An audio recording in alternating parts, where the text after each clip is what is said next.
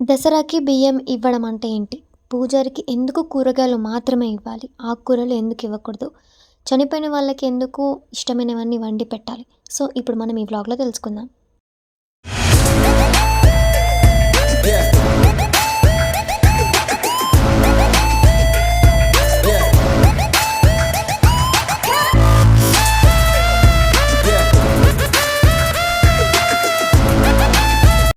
Hello people, welcome back to my channel. And first time మన ఛానల్ని చూస్తున్నట్టయితే please subscribe చేసుకోండి. అండ్ ఇంకా వ్లాగ్లోకి వచ్చేస్తే మీరు ఆల్రెడీ థంబ్నెయిల్ చూసే ఉంటారు కదా, నేనేం పెట్టానని చెప్పి. సో థంబ్నెయిల్ చూసాము ఓకే, బట్ ఈ కూరగాయలు ఏంటి అని అనుకునే వాళ్ళు, మనం పెద్దవాళ్ళు చనిపోయినప్పుడు దసరాకి బియ్యం అనేది ఇస్తామన్నమాట. సో ఆ బియ్యం ఫస్ట్ పూజారికే ఇస్తాము. పూజారికి ఇచ్చేటివి ఏంటి అని తెలియని వాళ్ళకి ఈ వ్లాగ్ చాలా యూజ్ అవుతుందన్నమాట.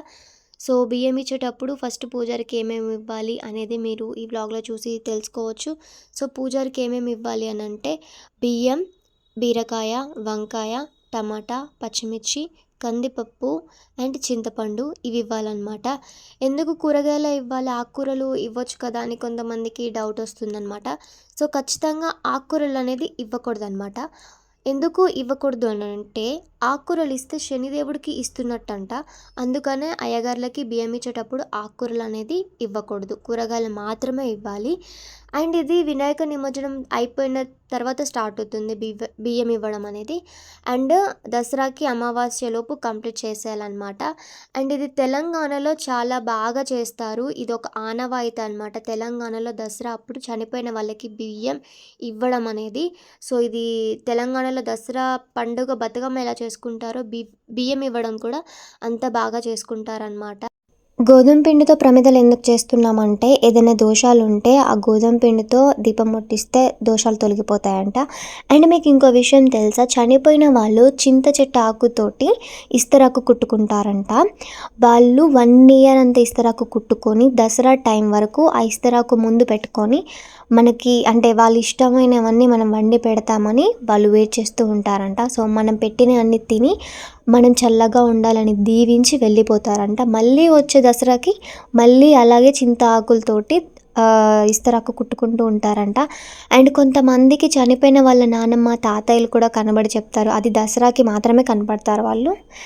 అండ్ ఇంకా చెప్పాను కదా దీపాలు ముట్టియాలని చెప్పి. సో చనిపోయిన వాళ్ళ ఫోటోలు తీసుకొని నీట్గా తూడ్చి బొట్లు పెట్టుకొని పూలతోటి ఇలా పెట్టుకొని వాళ్ళ ఫోటోల ముందు దీపాలు పెట్టేసి అగరబత్తులు పెట్టేసి వాళ్ళకి ఇష్టమైనవి మజా, స్ప్రైట్, మందు, వాటర్ ఆర్ థమ్స్ అప్, తాగే వాళ్ళు సిగరెట్ ఇలా ఉంటాయి కదా, ఆడవాళ్ళకైతే వాళ్ళకి ఇష్టమైనవి, మగవాళ్ళకైతే వాళ్ళు తాగేటివి అలా. అండ్ పూరీలు, బగారా, సాంబార్, మటన్, చికెన్, గారెలు ఇలా అన్నీ వెరైటీస్ అన్నీ చేసి పెడతారనమాట. వాళ్ళు ఏమేమి తింటారు ఏంటని.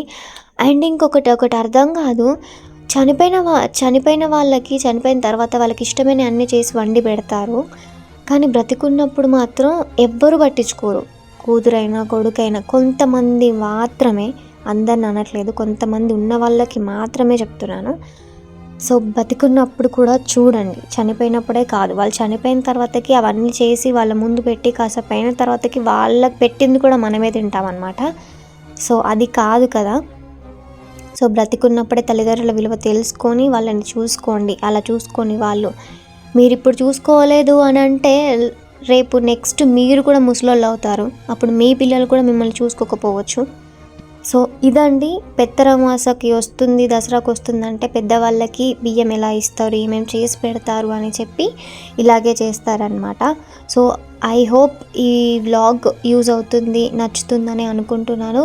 సో ఇందులో ఏమైనా తెలియని వాళ్ళు ఉంటే తెలుసుకోవచ్చు. అండ్ ఇంకా ఇంట్లో పెద్దవాళ్ళు ఉంటే, బ్రదర్స్ ఉంటే మాత్రం ఫస్ట్ కలిసి ఉంటేనేమో ఇద్దరు ఒకే ఇంట్లో ఇచ్చుకోవచ్చు. లేదు విడిగా ఉన్నామంటే ఫస్ట్ పెద్దన్న ఇచ్చిన తర్వాతకి చిన్నవాళ్ళు ఇచ్చుకోవాలంట. సో అందుకనే ఈ వ్లాగ్ యూజ్ అవుతుందని అనుకుంటున్నాను. సో ఎవరైనా సరే తల్లిదండ్రుల్ని ఉన్నప్పుడే బాగా చూసుకొని, చనిపోయిన తర్వాతకి మనం ఎంత ఏడ్చిన వాళ్ళు తిరిగి రారు కాబట్టి పేరెంట్స్ విలువ తెలుసుకొని వాళ్ళని జాగ్రత్తగా చూసుకోండి ప్లీజ్.